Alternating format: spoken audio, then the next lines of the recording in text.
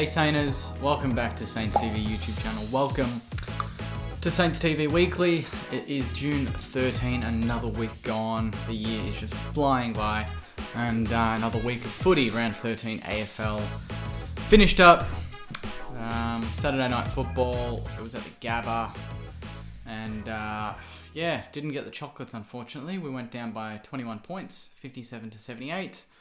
And it just wasn't our night in so many aspects of the game, you know, whether it was set shots or just missing some easy kicks inside 50, or the most important one, keeping your players fit for the full 4 quarters and not getting injuries. So that was kind of the key talking point from the game. Like for me, analysing the game, it's really difficult when we've got players down on the bench and we know that there's players on the ground that are struggling because they need a rotation, but they can't get it because we don't have rotations on the bench. So it's not like the Melbourne game where there was clear deficiencies and we could identify them. I think there are still some deficiencies with the way we played against Brisbane, but I thought for the most part, first half we were 2 goals up.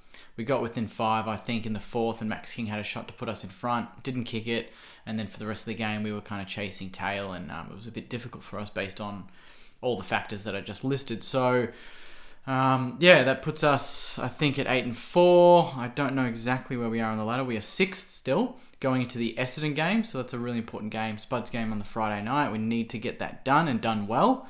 And hopefully that helps us kind of just maintain that position in the 5 to 6 in the top 8, which would be good because we can't afford to lose too many games for the rest of the year because the top 8 is so tight. There's a lot of good teams in there. So not the performance we wanted, but the best part of it was I got to spend it at the Bentley Social, packed house, over 120 Sainers turned up, cheering. Like it was so much fun. It was better than even going to the game, I reckon, at the Gabba. Like the atmosphere was electric at times, good food and good drinks and great chats with Sainers that I've never met before that love the channel. So hopefully do more of those in the future for away games. But didn't get the result, but there was still some fun to come from the night. And hopefully the injured boys aren't out for too long. Fingers crossed. Speaking of injuries, let's just quickly go through them. So it was DMAC, obviously suffered a big hit. He was forced from the action, I think, a minute into the 3rd term after falling awkwardly in a marking contest, which was just so courageous. Mitch Owen, brutal head knock. That was against Lincoln McCarthy just before half-time. He went off, obviously. That was never going to result in any other thing. And then Zach Jones, I think it was midway through the final term, he had a bit of a hamstring issue, and that just left us with 2 rotations. Although I think he came back on. I swear I saw him come back on, but I might be wrong. But on the flip side, we've got Jack Billings, we've got Hunter Clark, they can come back in. Cooper Sharman, kick 4 for Sandy. Ryan Burns, 26 disposals again.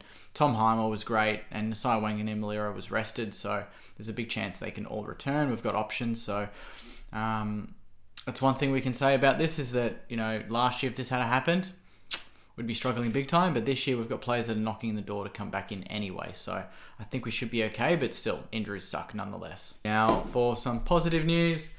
This was reported by Mitch Cleary on 7 News. I think it was Saturday night after the game. And he just reported that Saint Rowan Marshall is set to sign a new deal, tying him to Moorabbin for the long term.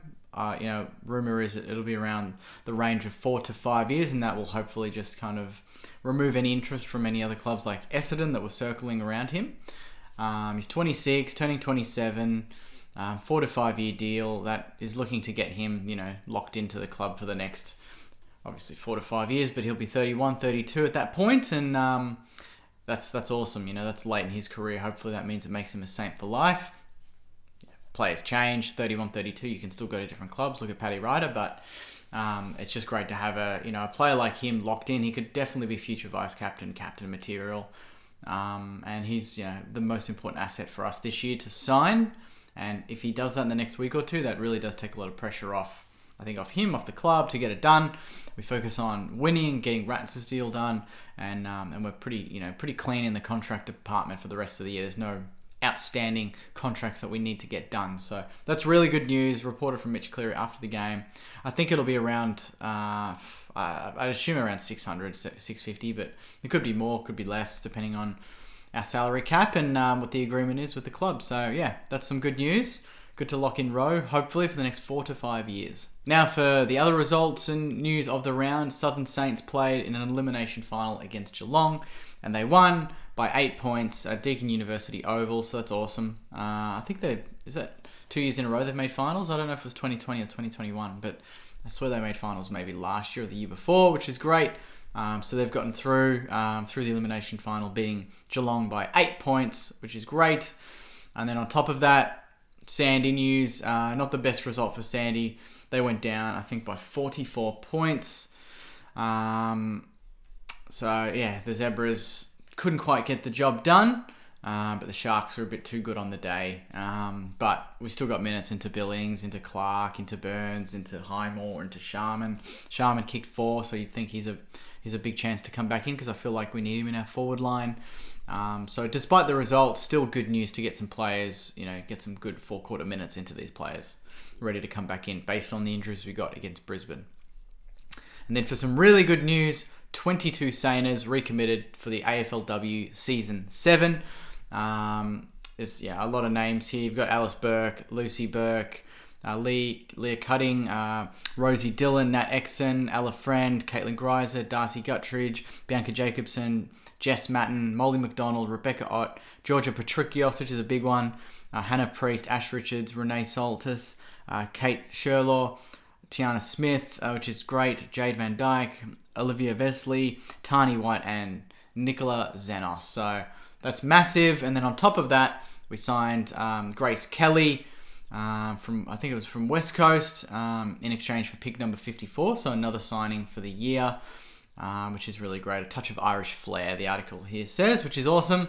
As well as Clara Fitzpatrick, who everyone knows. It was a current player, I think, in 2020, but couldn't get back in because her application for permanent residency in Australia was denied. Good to have Clara back. And then the only sad news is that the club did let go of Rhi Watt. So that's a bit of a sad one, because she was one of the foundation co-captains, when we started all those years ago, and she played 22 games for St Kilda.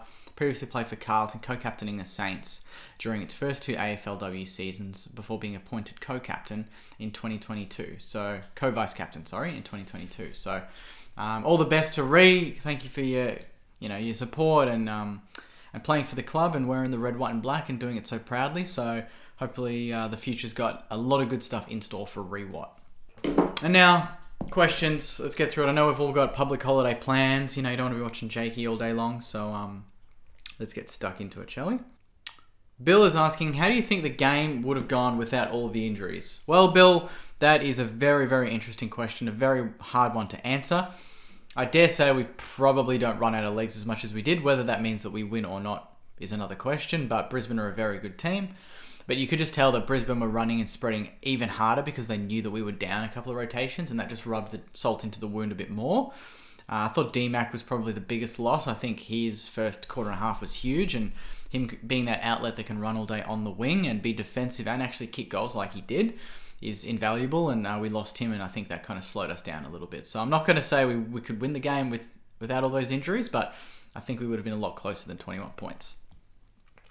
Alfie's asking, thoughts on Sinclair moving into the midfield now that Jones is out? Yep, do it. Get Nasai back on half-back flank with Brad Hill and put Sinks straight in the guts. We need him there, and I think he could definitely tell up that Essendon midfield on Friday night. And who's lucky last? Let's go Raphael. Bytel in for Jones. Depends. Like we just said, Sinks will go into the guts, but if we don't want to put Sinks on the guts and we still want to keep him at half-back with Brad Hill and maybe Nasai up on a wing, to replace maybe Mackenzie could work, and that releases a position in the midfield for someone like Bytel. But you've got Ryan Burns, who's been in really good form, probably better form than Bytel, and Hunter Clark and Jack Billings. So there's a lot of names there. It's going to be a hard week on the track for the players, depending on who comes in. I think all of them are, a big chance to play in that position, which is good. They all have a skill set that will make us better. That's the good thing. We're losing players, but I think we can gain a lot from these players as well. Maybe some more run, more inside power, more scoring power. There's a lot of good positives to come from the players that can come in, and I think that can make up for a lot of what will be lacking with the players that come out. So hopefully that answers your question, Raphael. And yeah, I'll leave it there, Sainers. A nice short, sharp one, under 12 minutes, 13 minutes, which is good. We've got, obviously, Spud's game, Friday night football against the Bombers. Get there, get your scarf. I've ordered my Spud scarf, but it hasn't arrived yet, so hopefully it does in the next couple of days, and I'll wear it to the game for sure. And we need to bounce back. And no better time, game, moment to do it. Spud's game. Make sure you turn up, you donate, you buy Spud merch, and you cheer your lungs out for the Sainers and for Spud as well and his family. So it's going to be a big night. Can't wait for it. And I think it's good that we have a quick turnaround. We've got Saturday night we lost, but we have a quick turnaround on a Friday night to redeem ourselves and get back on the winners list. And if we do, we're 9-4 going into, I think, another Friday night or Saturday night game against the Dogs. And that's very winnable as well. So a lot of positives still, Sainers, to think about despite the result. I know a lot of people in the comments are pretty upset, but I'm backing the boys in to respond and have a big performance on Friday night for Spud in Spud's game. So until then, Sainers, enjoy the rest of your long weekend and your week. Please like this video, comment your thoughts, and most importantly, subscribe to the channel. Let's keep growing this channel. I want to hit 5,000 by the end of the year if possible. That'd be amazing. And I'll be back during the week to preview the big game, Big Spud's game on Friday night against Essendon, as well as all the podcasts and plenty other Saints TV content to come out during the week. So enjoy the rest of your Monday and your week, and I'll see you in my next video. Go you mighty Sainers. See you guys.